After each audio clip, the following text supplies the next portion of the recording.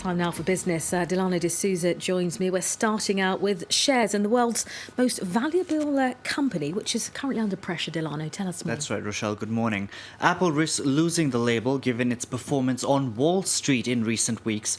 The company's stock has fallen 13% in the last 2 weeks after reporting its first ever fall in iPhone sales. Now, Apple is neck and neck with Google's parent company Alphabet for the world's most valuable company title. Solange Mougin reports. Apple may still be the world's most valuable company, but it's losing its grip. Stock shares fell by more than 2% Thursday, adding a blow to an already hard month for the tech giant. Since mid-April, red flags have been popping up. Even if the company brought in $233 billion in sales last year, Apple's second quarter revenues of 2016 missed the mark. And for the first time ever since the iPhone was launched in 2007, its sales have dipped. While many believe the current slip is temporary and stocks will shoot up again with the launch of a new iPhone, slowing growth could be a warning sign that the smartphone market is hitting saturation. So much so that the precarious title of most valuable business in the world may soon go to Google's parent company Alphabet. The market value difference between Apple and Alphabet is only around $300 million, a pittance when talking about companies that are worth nearly $500 billion. Both Alphabet and Apple are doing what they can to stay ahead of the game, investing in ambitious projects, new technology, and especially online services like YouTube and ads, which are proving to be increasingly profitable.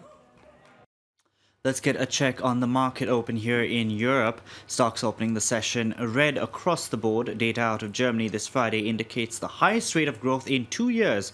First quarter GDP in 2016 came in at 0.7%. The Frankfurt DAX there with declines of 0.8%. Over in Asia at this hour, the Nikkei in Japan ended the session with a decline of over 1%. Similar picture on the Hang Seng in Hong Kong. Let's take a look at some of the other stories we're tracking for you now. And Apple says it's investing $1 billion in ride-sharing service Didi Chuxing. The company is Uber's rival in China. CEO Tim Cook says the investment will help Apple better understand the Chinese market. The company is trying to jumpstart sales in the world's second-largest economy, where it's come under pressure from regulators. A day after receiving a $2.2 billion lifeline from Nissan, Mitsubishi Motors was raided in Japan. Officials from the Transport Ministry say they want to figure out if the headquarters was involved in manipulating fuel data. Mitsubishi admitted to manipulating the fuel economy data of 4 of its models. Nissan's 34% stake in the company will make it Mitsubishi's largest shareholder. And Brazil's state oil company has reported a loss of $318 million for the first quarter of this year. In 2015, Petrobras lost $9.6 billion, its worst performance since 1953. The company came out with its latest results on the same day Brazil's President Dilma Rousseff was suspended by the Senate pending an impeachment trial. A decline in oil prices coupled with a deep recession have been an added strain on the fortunes of Petrobras. Well, next, Africa's largest economy hiked fuel prices on Thursday. This, understandably, isn't going down too well, is it, Delano? Not at all, Rochelle. It seems that things are going from bad to worse in Nigeria. Earlier this week, the government said it was ending a controversial fuel subsidy, effectively doubling the price. There's already a massive shortage in the country. Previous attempts to end the fuel subsidy provoked riots, and in 2012, demonstrators pushed the government to reverse its decision.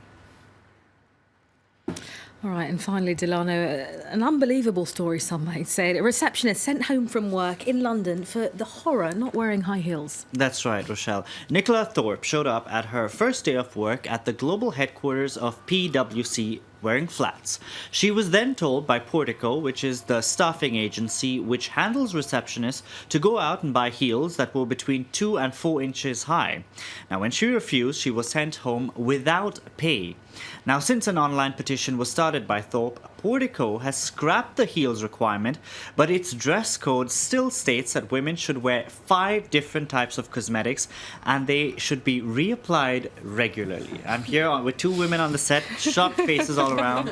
It's ridiculous, right? It's unbelievable, yeah. Reapply it regularly, and five. And I'm sure they 5. counted on someone's face. Whatever happened to the natural look? We're just lucky because you can't see our shoes on set. So we're I know we But are. flats, I've definitely got flats Me on. too. You as And well. sneakers on. So. So, all right, thank you, Delano, for the business roundup.